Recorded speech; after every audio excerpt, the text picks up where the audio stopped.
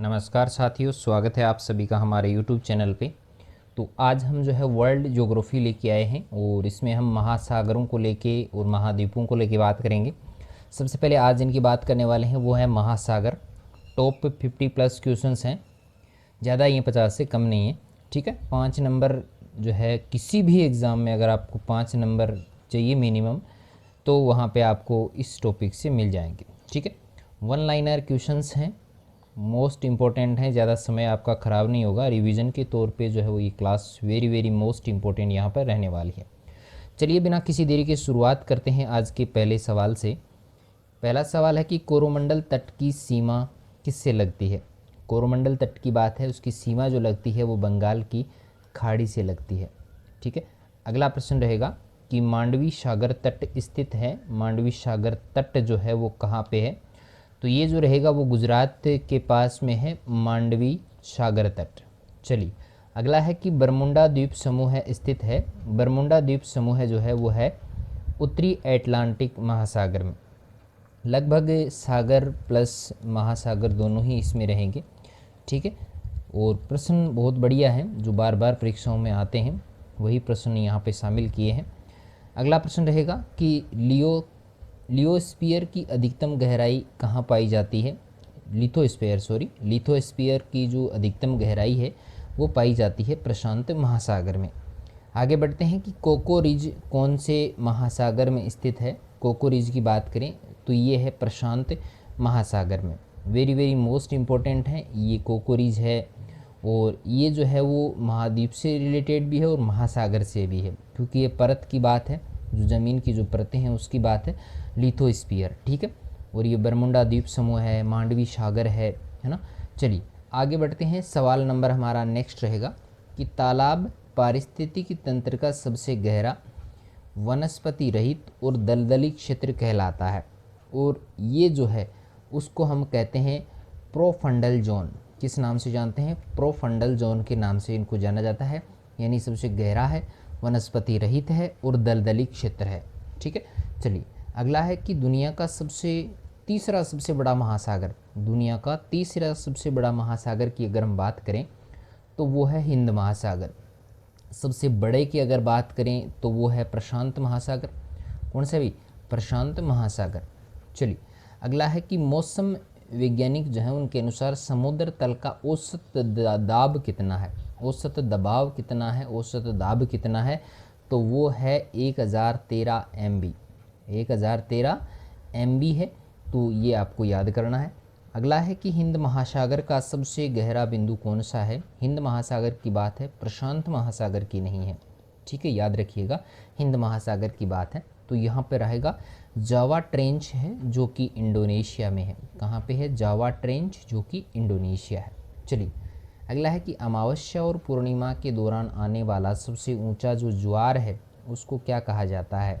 उस सबसे ऊंचा अमावस्या और पूर्णिमा को आता है तो उसको कहते हैं वसंत ज्वार। किस नाम से जानते हैं? वसंत ज्वार के नाम से जाना जाता है।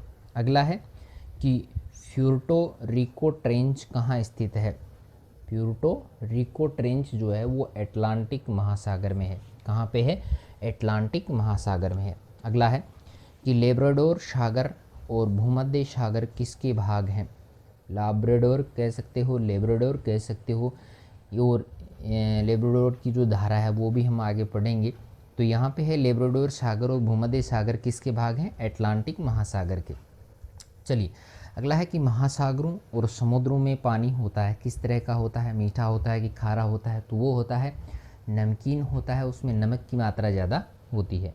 अगला है कि महाद्वीपिक शेल्फ का औसत ढलान कितना होता है। महाद्वीपिक शेल्फ जो है उसका ढलान की हम बात करें तो वो होता है 1 डिग्री से भी कम होता है। ठीक है, आगे है कि अरब सागर भारत के कौन सी दिशा में है। अरब सागर भारत की जो है वो दक्षिणी पश्चिमी जो दिशा है उसमें वो स्थित है, और बंगाल की खाड़ी की अगर बात करें तो वो है दक्षिणी पूर्वी में। चलिए अगला प्रश्न रहेगा कि जब सूर्य, चंद्रमा, पृथ्वी एक सीधी रेखा में होते हैं, सूर्य है, चंद्रमा है और पृथ्वी एक सीधी रेखा में होते हैं, तो ज्वार की अधिकतम ऊंचाई जो होगी उसको हम क्या कहते हैं? उसको कहा जाएगा वसंत ज्वार। किस नाम से जानते हैं? वसंत ज्वार के नाम से जानते हैं। अगला है कि पृथ्वी पर कुल जल संसाधनों का मीठे पानी का प्रतिशत कितना है। तो मीठे पानी के प्रतिशत की अगर हम बात करें तो मीठे पानी का जो प्रतिशत है वो लगभग 2.7% है। कितना है? 2.7% ही मीठा है, बाकी सारा का सारा जो है वो खारा पानी है। अगला है कि एक दूसरी महासागरीय जल जिसमें गहराई बढ़ने के साथ पानी का तापमान तेज़ी से घटता है, यानी गहराई बढ़ेगी तो पानी का तापमान तेज़ी से बढ़ेगा, तो उसको कहा जाता है थर्मोक्लाइन। क्या कहा जाता है? थर्मोक्लाइन उसको कहा जाता है, याद रखिएगा। अगला है कि बेंथिक क्षेत्र कहाँ पाया जाता है। बेंथिक जो क्षेत्र है वो पाया जाता है पारिस्थितिकी तंत्र में। कहाँ पे है? पारिस्थितिकी तंत्र जो है उसमें बेंथिक क्षेत्र मिलता है। आगे बात करें कि गर्म महासागरीय धाराएं आमतौर पर कहाँ उत्पन्न होती हैं। तो सबसे ज़्यादा गर्मी पड़ती है, आपको ज्ञात होगा, जो भूमध्य रेखा है 0 डिग्री जो अक्षांश है उस पर जो है सबसे ज़्यादा गर्मी पड़ती है। तो वहीं पर गर्म में जो सागरीय धाराएं हैं, यानी भूमध्य रेखा के आसपास का जो इलाका है वहाँ पर गर्म महासागरीय धाराएं उत्पन्न होती हैं। अगला है कि किसी देश के नाम पर रखा गया एकमात्र महासागर आपको ज्ञात होगा, अपने पास में ही है, वो है हिंद महासागर। अपने देश के नाम पे हिंद फॉर हिंदुस्तान के नाम पे रखा गया है।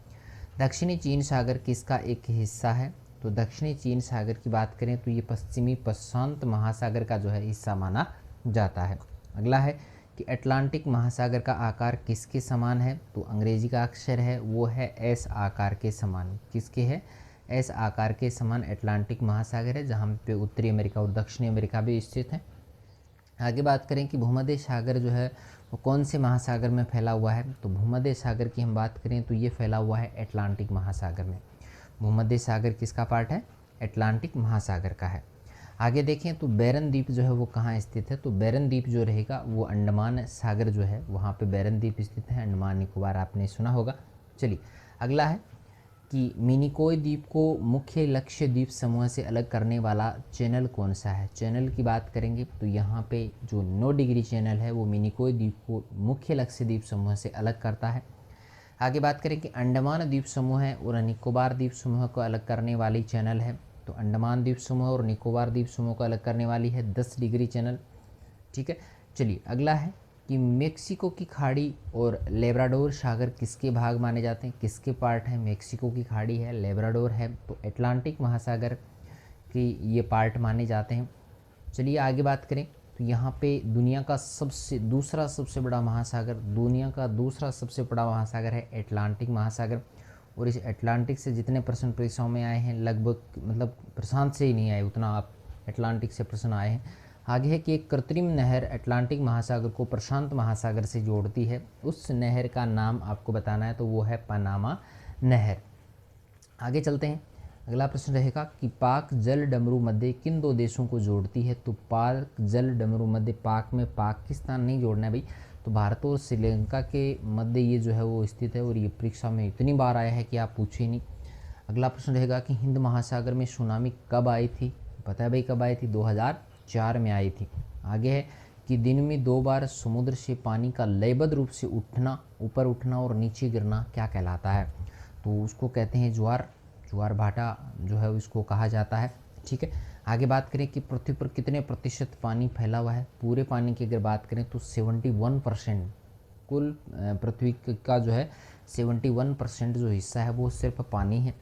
आगे बात करें कि पृथ्वी का सबसे गहरा स्थान कौन सा है। तो पृथ्वी का सबसे गहरा स्थान जो है वो है चैलेंजर डीप माना जाता है, जो कि मैरियाना ट्रेंच में है, और ये जो है वो प्रशांत महासागर में है। चलिए आगे बात करते हैं, अगला है कि वॉल्विस रिज किस में स्थित है। वॉल्विस जो रिज है वो है अटलांटिक महासागर में। आगे बात करें कि अगुल हास बेसिन किस में स्थित है। अगुल हास बेसिन जो है वो है हिंद महासागर में। किस में है भाई? हिंद महासागर में है। आगे बात करें कि प्राचीन भारतीय ऐतिहासिक भूगोल में रत्नाकर नाम का प्रयोग किसको दर्शाने के लिए किया जाता है। तो ये कहा जाता है हिंद महासागर को दर्शाने के लिए रत्नाकर नाम का प्रयोग किया जाता है। आगे बढ़े कि डंकन दर्रा किसके बीच में स्थित है। तो डंकन दर्रा जो है वो दक्षिणी अंडमान और लिटिल अंडमान के बीच में जो है वो डंकन दर्रा स्थित है। आगे देखें कि भारत में वह स्थान जहां बंगाल की खाड़ी, अरब सागर और हिंद महासागर मिलते हैं, वो भारत का स्थान आपको बताना है। तो वो स्थान है कन्याकुमारी। कौन सा भाई? कन्याकुमारी है। वहाँ घूमने जाएँ तो वहाँ पे आपको ये सारी सुविधाएं मिलेंगी। तीनों जो है वो वहाँ पे मिले हुए दिखेंगे आपको। आगे है कि समुद्र तल पर वायुमंडलीय दाब कितना होता है। समुद्र तल की बात है तो वहाँ पे वायुमंडलीय दबाव जो है वो 1 ATM होता है। ATM जो है वो 1 ATM वहाँ पे होगा। आगे है कि महाद्वीपीय बहाव सिद्धांत किसके द्वारा प्रस्तावित किया गया था। तो महाद्वीपीय बहाव सिद्धांत जो है वो अल्फ्रेड वेगनर के द्वारा जो है वो दिया गया था। अगला है कि अरब सागर किसका विस्तार है। तो अरब सागर में जो है वो विस्तार रहेगा हिंद महासागर का। किसका है? हिंद महासागर में ही है अरब सागर स्थित है। आगे बात करें कि संवहनीय धारा सिद्धांत 1930 के दशक में किसके द्वारा प्रतिपादित किया गया था। संवहनीय धारा सिद्धांत की बात करें तो आर्थर होम्स के द्वारा ये जो है वो दिया गया था। आगे है कि दुनिया का सबसे बड़ा और गहरा महासागर कौन सा है। तो दुनिया का सबसे बड़ा और गहरा है प्रशांत महासागर। कौन सा है? प्रशांत महासागर। चलिए आगे बढ़ें कि जावा ट्रेंच, जिसको हम सोंडा ट्रेंच के नाम से भी जानते हैं, वो कहाँ पे स्थित है। तो ये रहेगा हिंद महासागर में। आगे चलिएगा कि टोंगा ट्रेंच पृथ्वी पर दूसरा सबसे गहरी खाई मानी जाती है। टोंगा ट्रेंच जो कि कहाँ पे स्थित है, ये प्रशांत महासागर में स्थित है, जो कि दुनिया की दूसरी सबसे गहरी खाई मानी जाती है। अगला है कि महाद्वीपीय सेल्फ महासागर बेसिन किसके द्वारा जुड़े हुए हैं। तो ये जुड़े हुए हैं महाद्वीपीय ढलान के द्वारा। आगे चलते हैं कि उष्ण कटिबंधीय महासागरों में पाए जाने वाले एक वलय के आकार के प्रवाल भित्ति द्वीप जो है उनको क्या कहा जाता है। तो उनको एटोल के नाम से जाना जाता है। अगला है कि तोक्ते एक शक्तिशाली और विनाशकारी उष्ण कटिबंधीय चक्रवात था जो आया था। कहाँ पे आया था? ये आया था अरब सागर में। तोक्ते नाम था, चक्रवात था, बड़ी विनाश जो है इन्होंने किया था। आगे बात करें तो यहाँ पे हिंद महासागर कहाँ स्थित है भाई। तो ये है भारत के दक्षिणी हिस्से में जो है वो हिंद महासागर स्थित है। आगे चलें तो यहाँ पे प्रशांत महासागर का सबसे गहरा बिंदु कौन सा है। तो प्रशांत महासागर का सबसे गहरे बिंदु की अगर बात करें तो वो है मेरियाना ट्रेंच। ठीक है। आगे चलते हैं कि महासागर से भूभाग जो है में एक बड़ा प्रवेश जो होता है उसको क्या कहा जाता है। उसको कहा जाता है खाड़ी। ठीक है, खाड़ी देशों के नाम आपने सुने होंगे। ठीक है। चलिए अगला है कि द्वीपों की श्रृंखला क्या कहलाती है, या द्वीपों का समूह क्या कहलाता है। द्वीप समूह कहलाता है। छोटे छोटे द्वीप वहाँ पे होते हैं, जैसे अपने लक्षद्वीप है तो वहाँ पे वो द्वीपों का एक समूह है। ठीक है। आगे बात करें कि मिनिकोय और मालदीव को अलग करने वाला चैनल कौन सा है। तो मिनिकोय और मालदीव को 8 डिग्री चैनल जो है वो अलग करता है। चलिए सवाल आपको कैसे लगे हैं कमेंट करके ज़रूर बताइएगा।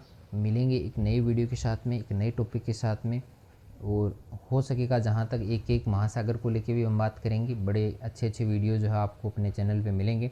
ठीक है, तो मिलेंगे नए वीडियो के साथ में, तब तक के लिए थैंक यू।